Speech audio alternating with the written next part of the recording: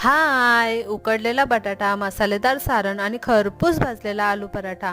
एका भांड्यामध्ये उकडलेले बटाटे अशा पद्धतीमध्ये स्मॅश करून घेतले. हिरव्या मिरचीची भरड, कसुरी मेथी, लाल तिखट, गरम मसाला, थोडीशी कोथिंबीर टाकून सारण जे आहे ते अशा पद्धतीमध्ये तयार करून घ्यायचं आहे.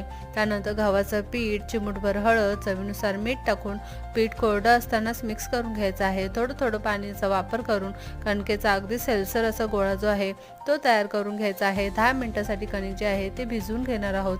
छोटे छोटे गोळे तयार करून पारीचा आकार जो आहे तो द्यायचा आहे आणि त्यामध्ये आपल्याला हे स्टफिंग जे आहे ते अशा पद्धतीमध्ये फिल करून घ्यायचं आहे आणि गोल गरगरीत असे जे आहेत आलू पराठे लाटून घेणार आहोत.